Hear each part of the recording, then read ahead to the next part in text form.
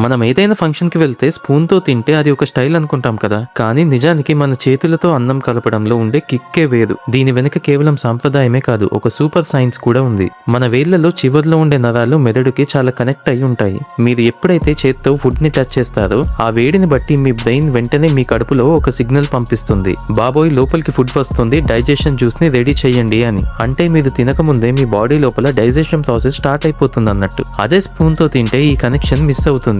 ఇంకొక interesting fact ఏంటంటే మన వేళ్ల మీద నార్మల్ ఫ్లోరా అనే హెల్తీ బ్యాక్టీరియా ఉంటుంది. ఇది మనం తిన్నప్పుడు బాడీలోకి వెళ్లి హానికరమైన బ్యాక్టీరియాతో ఫైట్ చేస్తుంది. ఆయుర్వేదం ప్రకారం మన 5 వేళ్లు 5 ఎలిమెంట్స్, అగ్ని, వాయువు, ఆకాశం, భూమి, నీరు. వీటితో తిన్నప్పుడు ఆ ఫుడ్ మనకి ప్రాణశక్తిని ఇస్తుంది. స్పూన్ తో తినడం అనేది ఒక కన్వీనియన్స్ మాత్రమే, కానీ చేత్తో తినడం అనేది ఒక healthy experience. So next time ఎవరైనా స్పూన్ ఆఫర్ చేస్తే మొహమాట పడకుండా మన చేతులు బెస్ట్ అని చెప్పండి. ఎందుకంటే టేస్ట్ నాలుక మీద కాదు, మన చేతుల్లోనే ఉంది.